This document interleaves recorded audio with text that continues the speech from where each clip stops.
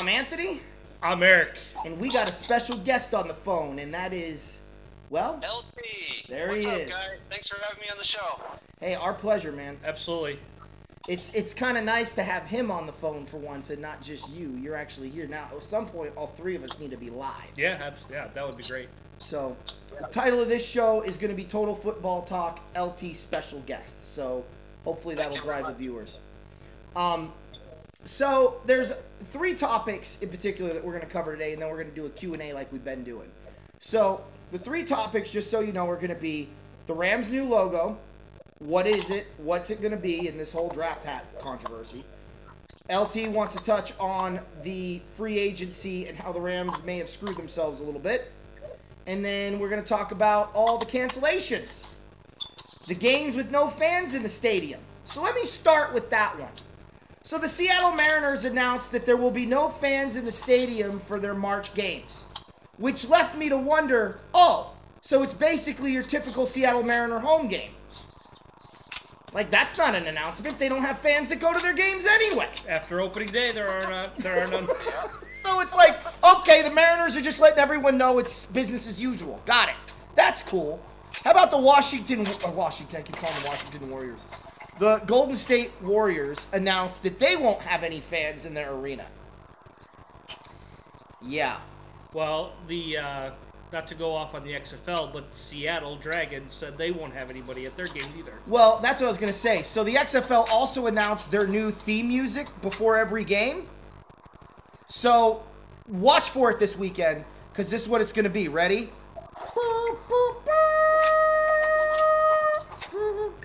I'm done. I'm not watching another XFL game ever. You're going to react this way to something that is affecting 0.028% of the American population, and you're supposed to be a business that's going to compete against the NFL, you're too stupid to get my acknowledgement as a realistic league. I personally think the college football team in the program had more of a professional organization than the XFL is deciding to put out now. Like, you're going to react this way over this. Deuces. It's been nice. So here's a question for everybody out there, and I'm going to direct this to you too, LT first. With all the cancellations that are going on, the NCAA tournament has already come out and said that there's going to be no fans at any games. The Ivy League isn't having a tournament with no fans. Baseball's starting to follow suit. The NBA is following suit. LT, do you wholeheartedly believe if the NFL were playing right now that they would be doing the same thing? My honest opinion, if the NFL were doing it, I don't think so. Yeah. I mean, could you imagine, though, a Rams home game in a brand new stadium, a Raiders home game in a brand new stadium with no fans? I don't think they could do it. No. And let me just say something, Eric, and just going back to baseball, where are most football, baseball games played? Outside? Right? Well, yeah, outside. Okay. I'm sorry, it's just outside. There's air. Virus can move around freely. I mean, sorry. Right.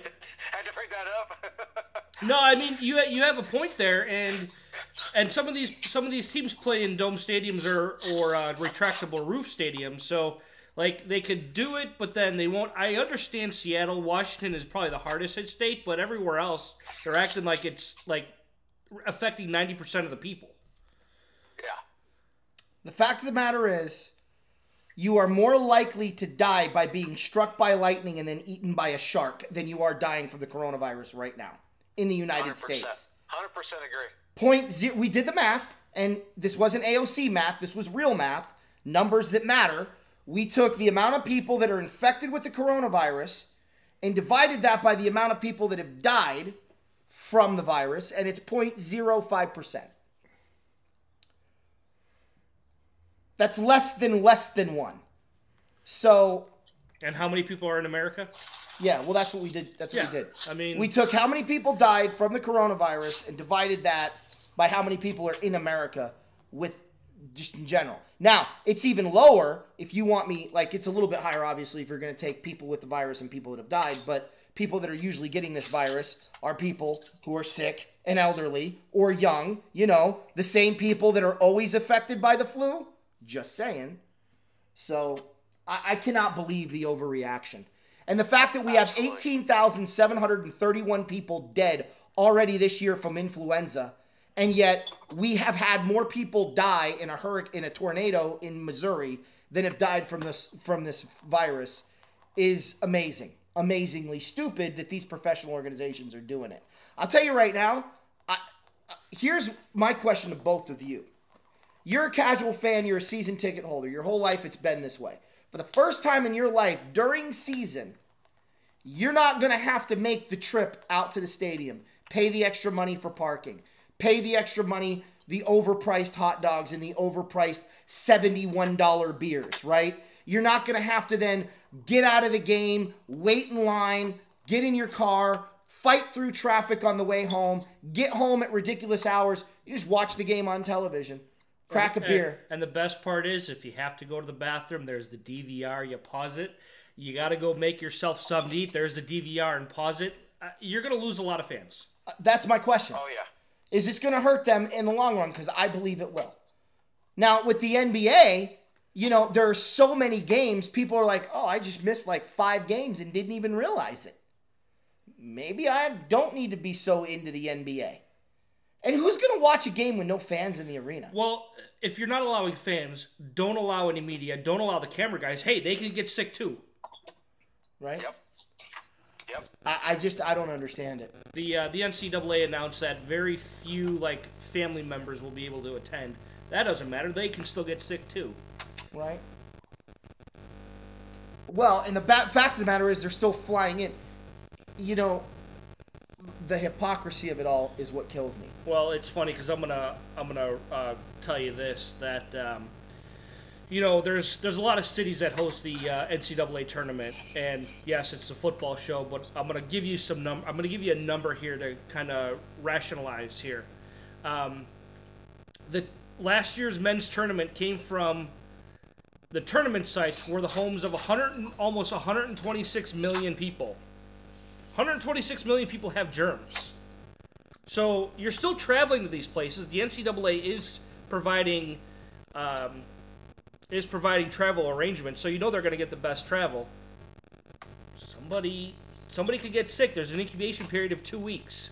Yeah. Yep. Well, just look outside today. Look outside today. How many people we went out today? Yeah. It was a regular day. No one was staying in. No one was blowing this out of proportion. We were joking about it in the store, and people were joking with us right back. Yeah.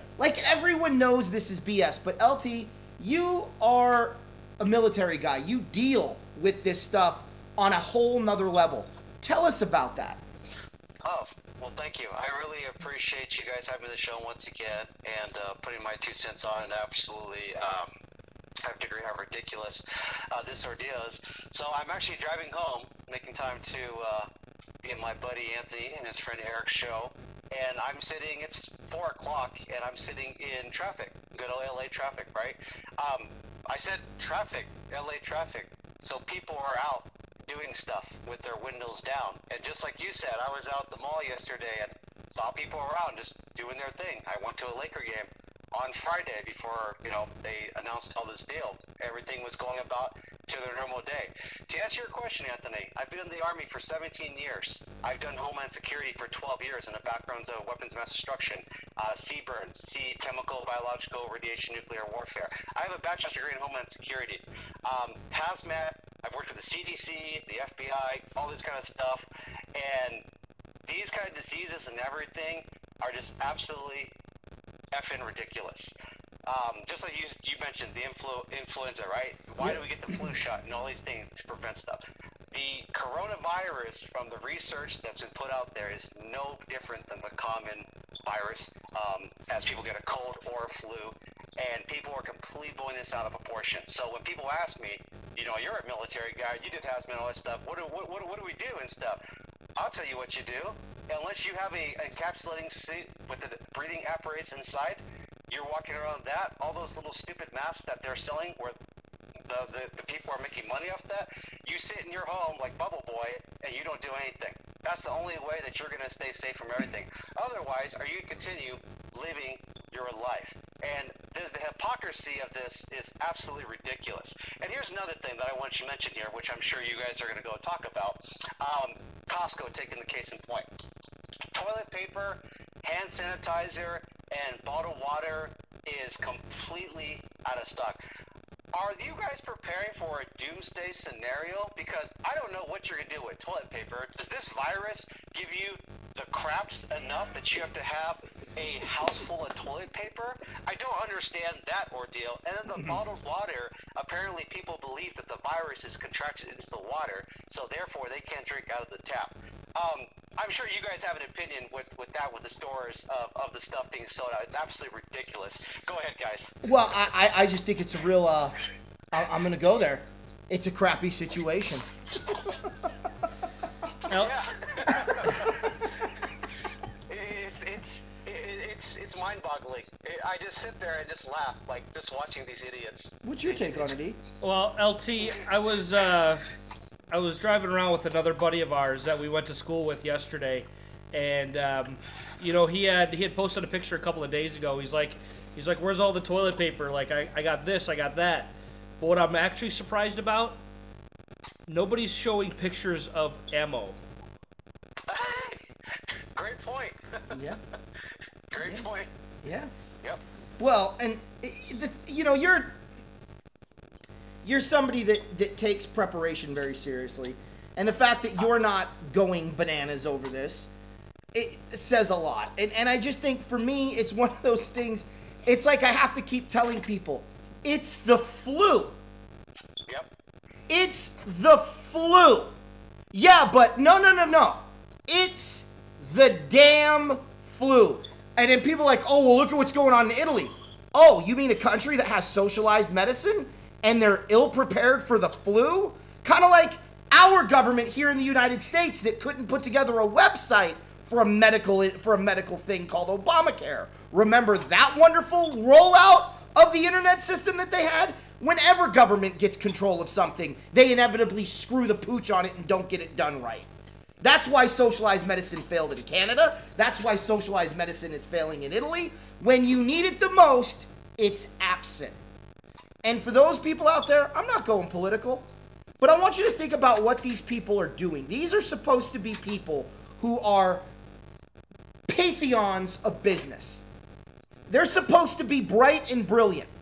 You want to know how far gone our education system is when you have people running major professional sports overreacting to 1,107 people. Let that number sink in. According to this morning's numbers, they ran an updated coronavirus affected in the United States. Currently, as of 8 o'clock today, it was 1,107 people. That was straight from the New York Times. That was straight from the New York Times.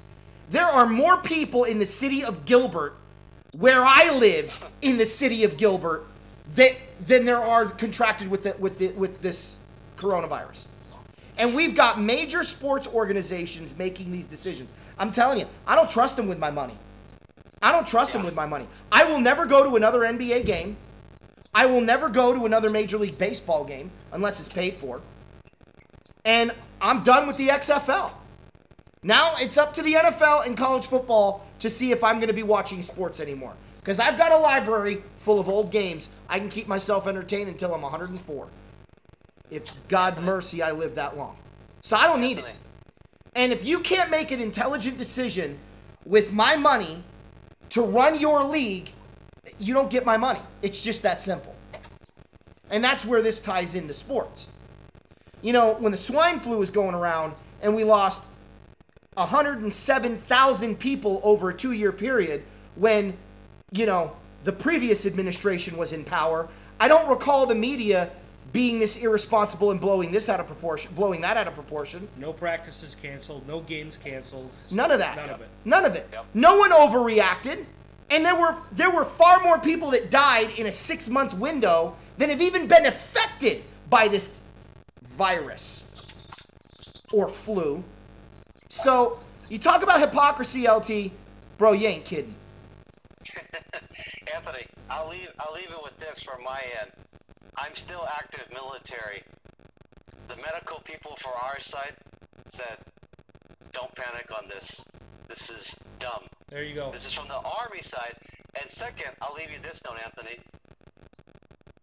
As a military member, I get every vaccination that there is known to man, because if you have an infected soldier, you are useless to this country. I have not gotten any kind of notification on a coronavirus cure, vaccination, nothing like that. I'll leave it at that. There you go. There you go. Let's switch gears.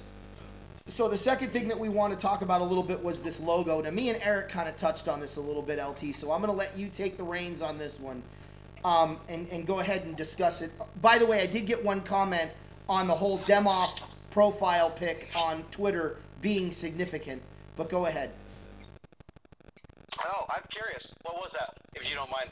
He had a picture of the old Ram blue and yellow helmet from the 80s and 90s. Right, that we've talked about. Okay, gotcha. Okay. Yeah, so I'm going to put you my 2 cents, and thank you again for having here. I'm LT over at Combat Sports Talk Los Angeles. There you go, bro. Long-time fan of this show, and grateful to be a friend of Anthony Manna, and of course his friend Eric. We have a big Ram history together, and this is a pivotal year with the SoFi Stadium for 2020, new unveiling of the logo, colors, and of course the uniforms. A lot of good things going for the Rams. I'm pretty damn sure with the $5 million stadium, and the Rams, last I checked, are the 4th richest organization or net worth. The Rams are not going to produce a stupid, silly logo. As I shared with my friend Anthony, it was like a blue-greenish color with the LA sign, with the LA with the little ram thing. It looked like it was drawn by my 2-year-old. And I sat there and just laughed looking at this, and I'm like, this is how the trolling, this is exactly what happens, that people just like, oh, I don't know what we were talking about 10 minutes ago with a certain virus. People are too stupid to believe into all this hype media. Okay. These kind of colors and this logo makes absolutely no sense for the Rams. And the thing that I get from this is the Rams have relevancy, right? So you keep talking about the Rams and this logo and stuff. That's actually great for the organization and business-wise, because all they're going to talk about is trolling the Rams. But guess what? They're still talking about the Rams every single day, and with this logo, the whole thing with La La Land, with LA, right? With the allure, what's going to go on with this logo? What's going to go on this color and whatnot? Then I saw a different variation. I actually saw 2 different ones. So if you guys go onto my channel, I share my community portion, and you can see a different variation on the Ram. I'm not sure if you saw it, Anthony. Yeah. They combined the current Ram with the 1970s, I believe, 60s. where the Rams. Okay, where it's going in the opposite direction. Yeah. They combined it, and it looks kind of like a cool navy blue with the sunshine gold and kind of a modified thing. It's not bad looking. I'm not the biggest fan of it, but I could definitely get down with that over the other ordeal. And then I saw the modernized St. Louis Rams helmet, because that's what it is, with a slight turn in the eyes and the mouth. And then I saw a different one that was purple and yellow, once again with this greenish blue, and it looked like a nice regal ram, like the animal, kind of looking very, kind of like the bald eagle for the American flag. Yeah. It looked like that ordeal. So I'm sure you saw that one too, Anthony. I didn't actually. Oh, you haven't seen it? No. Okay, I'll make sure I send it to you over text message when I'm done talking to you. Yeah. But there's so many logos and color schemes and all that kind of stuff that's going on. Anthony and I, as you guys probably don't know, we talk on a regular basis. I think I talk to Anthony probably at least 2-3 times a week, and him and I have built a good personal relationship as well, which has made this very, very, very good. Not just talking about sports, so it's made it a very nice, real conversation between 2 friends on here, and we think that the logo is gonna be a slightly modified ram, nothing too crazy, and we think it's gonna be royal blue and yellow. Okay, and now I'm going towards the uniforms. Anthony thinks that it should go back to the Jim Everett era, right? You want the the home, right, with the royal blue and yellow, Yep. and then the away with the white, and then possibly as an alternate uniform would be the navy and white going to the Roman Gabriel days. Yep. Now, don't count this out either, Anthony. There could be a primary Rams logo and a secondary, right? So you always have those options where you can do a primary and a secondary, not uncommon with most organizations on that. So that's my take on it. I really like to hear what you and Eric think on where they're going off with the logo and whatnot. Well, here's what I do know. I do know that it's not going to be green and blue because that's the Seahawk colors. The purple and gold is literally just trolling the fan base because that's the Viking colors, right? So you know it's not going to be purple and gold, one of their biggest rivalries in franchise history. Draft hats are never in line with the actual uniform or logo or helmet. I don't know why. I think they get somebody hopped up on meth or cocaine to design the draft hats because they're always hideous and they're ugly as sin. Eric's going money sign. I would rather pay for someone to use toilet paper. Somebody's always buying the draft hat, so that's why they do it. Yeah, somebody. Exactly. The people getting drafted in their family. That's about all I can think of. Like I've never bought a draft hat. I've never either.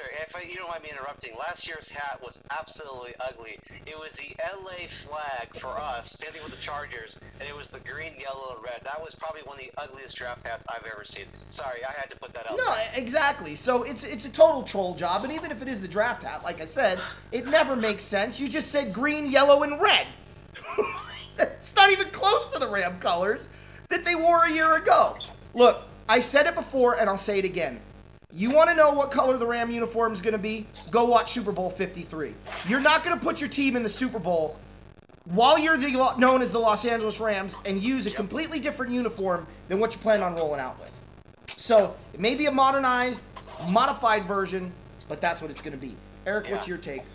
Well, let me bring it back to my Chicago days. So, we're orange and navy blue and white.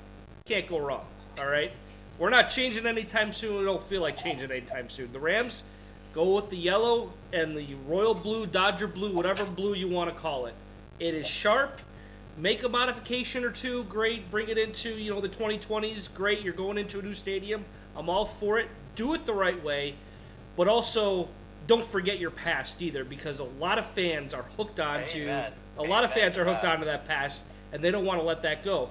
I understand, like when they went to St. Louis and they changed it to gold or whatever. It looked okay. It wasn't too bad, but you missed that yellow after a while. Yeah. And it really looks sharp on a pristine field. And whether or not they use natural grass or field turf, that yellow is going to be beautiful all throughout that stadium. Yeah, agreed. I agree. All right, LT, you want to talk about the free agent situation? Yeah, because I never got a chance, and I'm really ecstatic to be on this show. With Eric's Chicago Bears, I've always had a profound respect for the Bears, and I love their history, but those uniforms and those colors are some of the most sharpest uniforms I've seen, and it's relating to the Rams and how far those two organizations go back.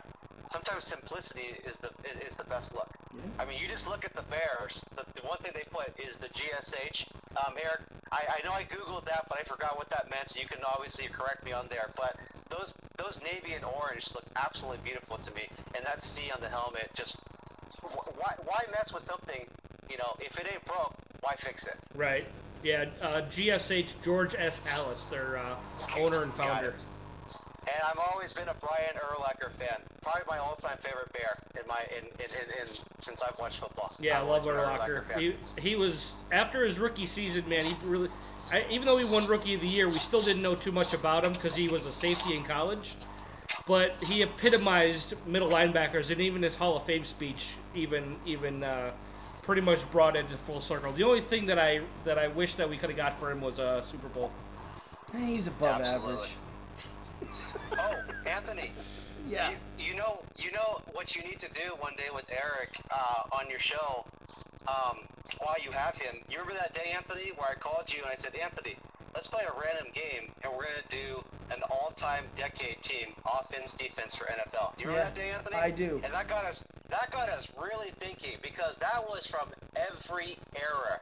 You could only pick one player for the position. I think you and Eric would have a lot of good hits on that. So just a suggestion.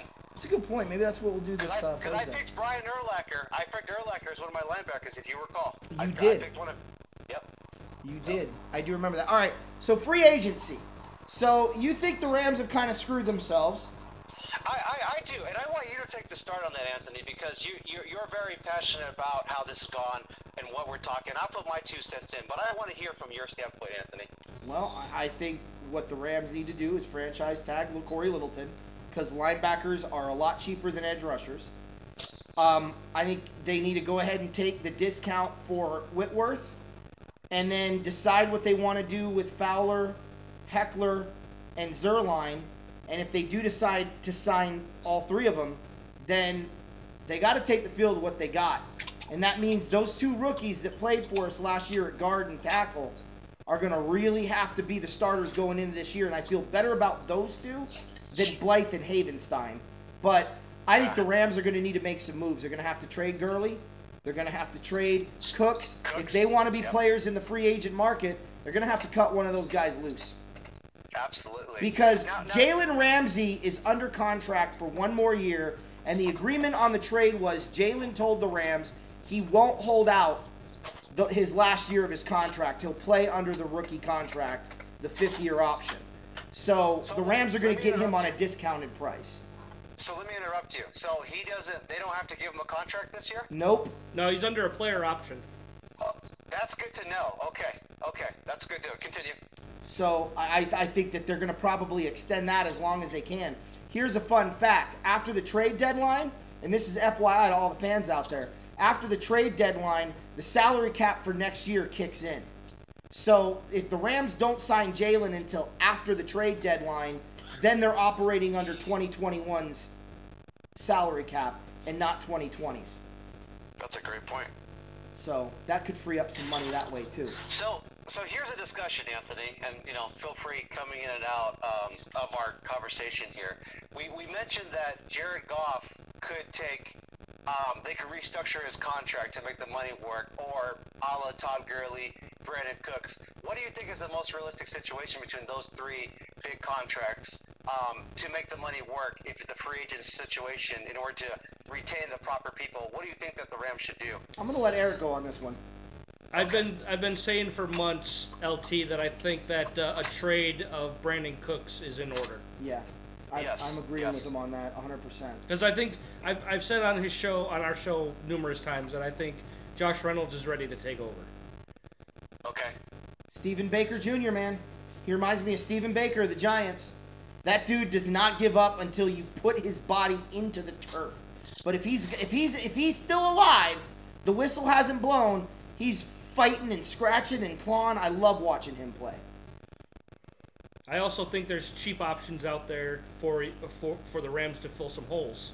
Clinton Dix will be out there. He's not going to re-sign with the Bears. They want Eddie Jackson to pretty much be that main focus in their secondary. So there's a safety there for you with the departure of Weddle. There's Prince Amukamara. I know he's 31 years old, but hey, it doesn't hurt to have more cornerbacks on your team. Well, and I think what the Rams will probably do is I think they may go after Amukamara in another corner and say, Taylor Rapp, you're taking over at safety. And then if you lose Littleton, and I don't mean to make this like all the Bears players are going west, but Danny Trevathan is probably going to be available. Nick Kwiatkowski, who I think the Bears should re-sign, may be available as well. And again, that's just spitballing. There's a lot of other guys out there who I'm sure would fit a great mold on that L.A. defense. But I think that should be, along with offensive line, their 2 primary focuses. So speaking of linemen, Trent Williams, as Anthony and I talked even in the last year, he is free to seek any team or a trade. Yes, sir. How would you work that situation in? Well, I think he's a free agent, right? No, he's under contract this year. He can be traded. He can be traded any team. Yeah, he is seeking out a trade. You are correct. Unless you try to bring up a good package, the Redskins are going to want first-round pick for him. Brandon At Cooks. least first-round pick. Offer him Brandon Cooks and a running back. maybe Malcolm Brown, and a 5th-round pick. Yeah. See if they bite. We obviously know the Rams don't have any first-rounders, so that's out the equation. Yeah. But, yeah, I agree with both of you. But, honestly, LT, I think Trent Williams is going to Cleveland. Really? Yep.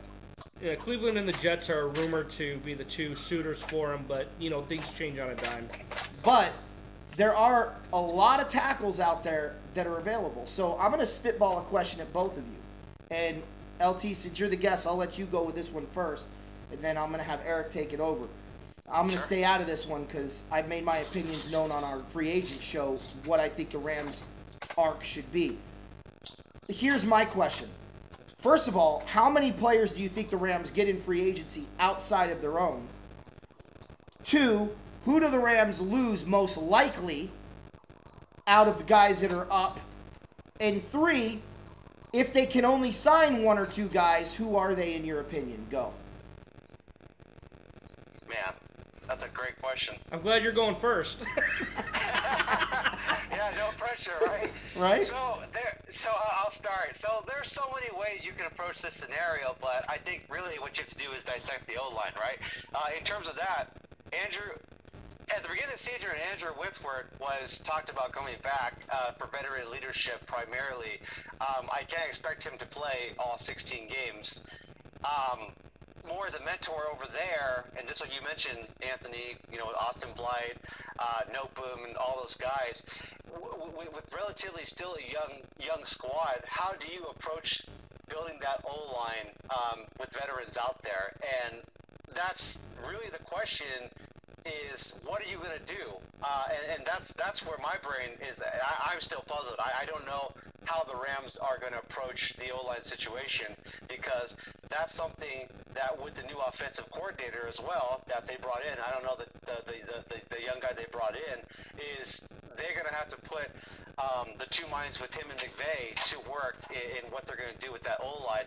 I'm more concerned with the D-line when you just have Aaron Donald under contract, and then now knowing that you have Ramsey for 1 more year, right, under that player option. Mm-hmm. My thing is, how can you keep Littleton and Dante Fowler Jr.? But between the two and the market, I know it's going to be virtually impossible, because Littleton obviously is going to get big money for his performances, and then Dante Fowler most likely could take a discounted price. And obviously how well he's been doing with the Rams, but you can't keep both guys, and that's the problem for that ordeal. What was your second question, Anthony? So my second question is, who of those guys do you sign? Man. Or better yet, no, I'm sorry, this is the question. Who is the most likely to go?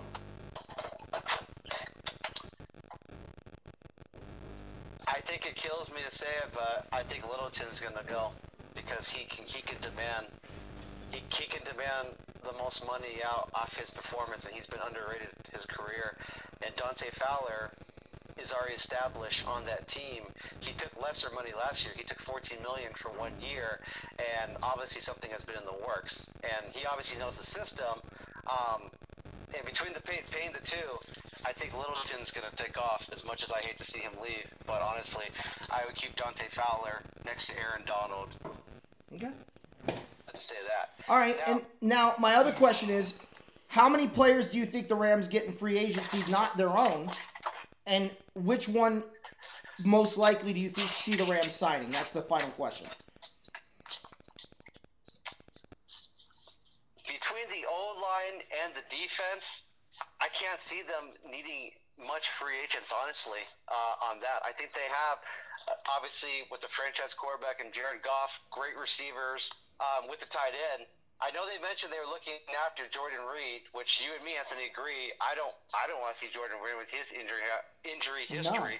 No, not with what they already have. Higby and Everett, I think it's going to be a domino effect on what happens with Todd Gurley, because we still don't know where Todd Gurley is going to go. We don't know what happened in that conversation. Is he going to take less money? Is he going to another team? Is there a trade package for that? I think the trade scenario, everything that rolls downhill starts with Todd Gurley more than Brandon Cooks, and that determines what's going to happen on the offense. In terms of the defense-wise, between Littleton and Dante Fowler, once the Rams figure out that's the situation, they can start plugging in the pieces on that deal. Now, here's something we didn't talk about, Anthony. Who was the corner from Detroit that I told you is a free agent? Can the Rams go after? And you love him, Anthony. Darius Slay Jr., but he's not a free agent. We found that out. Right? Oh, he's not. No, he's not a free agent. He's under contract. So I know they are looking at trade. They're looking at trade options for him, but it's not guaranteed he'll go anywhere or get released for that matter. Interesting. Yeah. Eric, I want to hear what your thoughts are on this. Well, I know you mentioned that their new offensive coordinator and McVay have got to get together. Their first order of business should be offensive line. If they let that offensive line lag or have any lack of bringing in any players, it's going to be 2 years in a row that Goff is going to get just killed behind that offensive line. So that should be their number one priority. I do think that I'm actually going to go opposite of you. I think that they keep Littleton and let Fowler go. But I think as well, I don't know if you heard, but the Jets released Tremaine Johnson, and that would be a good guy to bring back, in my opinion, to help with that secondary. He's not going to be making a lot if he gets signed to a second contract because the Jets are already paying him a boatload of money anyways. But I think you're going to get about 5 or 6 really low-key signings, and I mean low-key by, like, you're not going to break the bank for him because you don't have the money to do that. And I agree with your whole Gurley assessment, but I think he ends up getting released. I don't think there's a trade package for him because those doctors on those other teams they already know what's going on. They just want to see the medicals, and they're not going to sign off on it unless the owner gets involved and says, I really want Todd Gurley. Yeah. Wow. Now, can I say something with that? If they release Todd Gurley, you understand that there's going to be dead money that the Rams still carry. I understand. They have to pay him. I understand that, absolutely. And I know even if they designate a post-June 1st cap casualty cut, it's not going to save them much more. I mean, it might be a little bit more, but it would be really bad for them to do that this year. They could probably do it and get a lot less dead cap money next year. But, you know, if they got to free up money now, they can't wait till next year. See, here's a third option. Why not run Todd Gurley like a lunatic the first 4 or 5 weeks, get everybody convinced he's hot and ready and back, and then trade him while the iron's hot, knowing that you've got a product that's not going to be much the rest of the yeyear. Yeah, but what if you're 4-0, 5-1, 4-1 at that time? That's the time to make the trade. Get yourself a top first-round pick out of a – because you know – the Rams have got to know that, look, with Todd Gurley, it's one of 3 things. I don't mean to be vague here, but it's one of 3 things. Either he's got an arthritic knee, which means he's done. His career's over. He's just on borrowed time right now because that's bone on bone, right? Number 2, that the Rams underutilized him with this idea of, we know our O-line isn't great. We don't want to kill Gurley because he had the injury last year. Let's see how far Goff can carry us. So they're ready to unleash him, and maybe he's fully back with a year of rest, if you will. I think the third option is that the Rams know that the roof is caved in, and they just got to make it look good for the sale and let the person buying the home deal with the caved-in roof. You know what I mean? So those are really the only 3 options the Rams have at this point. I think the Rams' offensive line, you guys, I don't know if you know this, but the Rams are 4-2 the last 6 weeks of the season with that modified new O-line. The kid Brown and the other kid. Corbett. Yeah. Well, Corbett at guard from Cleveland, right. But the other kid at tackle that they had that was a rookie that came in and replaced Havenstein. They were 4-2 with that line. So that was no Noteboom. That was no Blythe. That was Whitworth, Corbett, I forget who the center was, Brown, and whoever the tackle was. And the Rams made it work to a 4-2 record. So maybe all they really need to do is find them one lineman for depth purposes that they could put on there and move one of those starters back to backup and use them to fill in as they need to and pray they stay healthy and refocus on the defense. I agree with Eric. Corey Littleton is the least expensive option on that defense So I think what you're going to see is the Rams may get themselves a tier 2 lineman, somebody who's ready to retire, like the kid from Indianapolis, or somebody like Beluga, who's, I believe, being let go by Green Bay. Balaga's being let go. Balaga. So there's a tier 2 lineman that you can get that will help immediately. You re-sign Littleton and Zerline, and you tell the rest, it's been great. Sorry, Hecker. You're going to re-sign a punter and cripple your defense? Maybe the Rams could make something work with Hecker. But I agree with Eric. I think Tremaine Johnson coming back on the cheap is a real affordable option. And maybe getting a 32-year-old Prince of Mukamura from the Chicago Bears will help, along with Jalen Ramsey, because like you said, you can't have too many corners. Now, all of a sudden, you got a young secondary and Johnson III coming back, Rapp. You've got, Corey Littleton at linebacker. You've got Aaron Donald, and you've got 2 solid corners. When you have a superstar at every level of your defense, that's how you win championships and make guys around you play better. So I don't think the Rams need to sign a lot of people. They just got to sign the right people, and I think they're back into Super Bowl contention. Yeah, you'll see the Rams not jump straight into free agency feet first. They'll be on the second wave. Yeah. Yeah, 100%. I think also, last thing, I got to sign off pretty soon. I don't know Blake Bortles. I think he signed a 2-year deal. Yep. But that's going to be the most important ordeal. If Jared Goff goes down, we've seen the importance of a backup quarterback.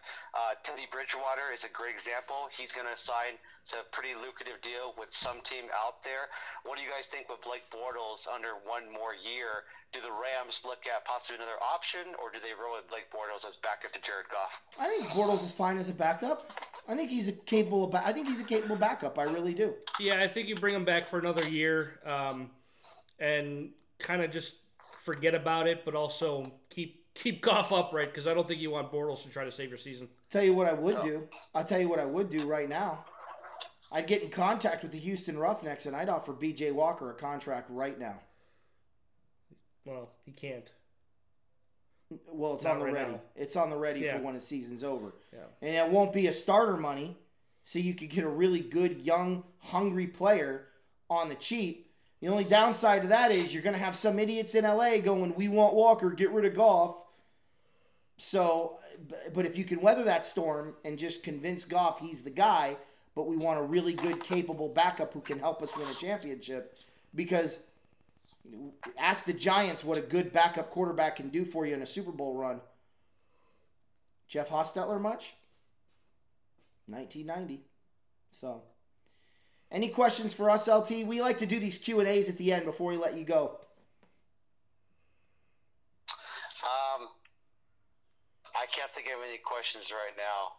So I really appreciate you guys having me on the show. It was a lot of fun, and hope to do more of these things with you guys. You guys definitely are rocking it, and I know Eric's eventually going to move out to where you're at, so really looking forward to it, and big fans of your guys' show. I got to get back and doing my own deal. Anthony, I've had personal turmoil, but I'll get back in over there, so definitely nice to have good, real sports talk with you two on there, and it's just nice to be able to do that kind of stuff. Well, so I got nothing to say. All right. Well, LT, it's been a pleasure. This is LT again from Combat Sports Talk L.A. Subscribe to his show. Smash the like buttons on his videos. The dude is legit. He does a lot with technology that we don't do, and he's pretty sound guy. So, guys, keep watching his show. Keep him in your sights for his shows as he posts them, and go enjoy it, because he's an awesome show to watch. Thank you, LT. Thanks, LT. Thank you, guys. You guys continue doing good things. Thanks for having me on the show. You got it, buddy. Bye-bye. Thanks. All right, so Q&A show idea. I'm going to ask you. All right. So Fire away. Okay, so the fans a long time ago, and I have not forgotten, you guys wanted to do a show, top 5 rivalries in Ram history. So I was thinking, me and Eric can do a show where we do top 5 Ram rivalries and top 5 Bear rivalries. How about out of division top 5 rivalries? Let's leave the. No, I want to know. Well, hold on now, because like the Rams, Seattle, Atlanta, New Orleans. I'm thinking mainly San Francisco. Well, and like the Bears and well, Packers. Arizona and San Francisco are the only two real rivalries, and Arizona was a rivalry before they were in the West. So I want to know, as a Bear fan, and so let me ask you this question. In your opinion, is it all three division opponents and then other people? Or is there somebody out of your division that is a bigger rivalry to you than, say, the Lions or the Vikings? Well, I think the Lions are a rivalry only because, again, they're in the division. Just like when you beat up on the Cardinals, it's a rivalry, and then all of a sudden, oh my man, the Cardinals just got good. Like, crap, we got to beat them, but we can't. And Detroit might get there one day. They may not. I don't know. It'll be fun if they're good and everybody else is good in that. But would you consider them a top 5 rival? Top 5? Detroit, no. Green Bay, Minnesota, yes. Really? Yes. You'd say Minnesota. Okay. Yeah. Yeah, so, Bears and Vikings have had a lot of very interesting matchups. I'll tell you what. As a Bear fan, you can do top 5 out of division rivals. I'm going to do top 5 rivalries because we'll do top 5 altogether. Okay. We can do that because I don't think. I mean, the Rams have a lot out of division, but I can think of 5 that are dominant. Like, that come to my mind as Ram fans, and the Ramily knows in history, especially guys like Cliff, who've been around since the 60s, some of the pain of the teams I'm going to bring up. So, definitely. All right, so that's an idea. That could be a show. And then I do like LT's idea of doing an all-time team, position by position. Everyone's on the table, not just Bears and Rams. Eric and I did one on the phone one time. All-time Bears, all-time Rams. Yeah. That was fun. That was great. And maybe that's something else we can do, too. Yeah. That would be fun. I think we do those 3 shows. Be one to have to write down. Yeah, we got time. We can do a show. Well, I'm sure we'll have at least 4 or 5 of the same ones. Probably. Oh, yeah. Well, maybe. You know Tom Brady ain't going to be on mine. Maybe. No? Yeah. I call him POS, not GOAT. What about Cutler? Oh, definitely. Number 1 pick thrower? Well, that's Winston. That's true. Actually, technically, that's Brett Favre. It is. So here's the thing, though. You got to have 2 quarterbacks because you always need a backup. Yeah, that's no problem. 2 running backs, so 2 tailbacks. You can go 4 tailbacks, 2 tailbacks, 2 fullbacks. I'm going to do that because I think fullback has been underrated over the years. Very much so. So, and then 4 wide receivers. Quickly, off the top of your head, anybody in today's game would make your list? Anybody in today's game would make my list. I got a couple that would make my list. So, I'm not going to say who they are yet. I'm going to have to wait and see on that. Hey, that's fine. You can have Winston. Yeah, that's it. Winston, it's Mahomes. He's a Hall of Famer, don't you know? All right. That's it. That's it. Hope you guys enjoyed it. I'm Anthony. I'm Eric. Horns up. Bear down. Go Rams! Go Bears!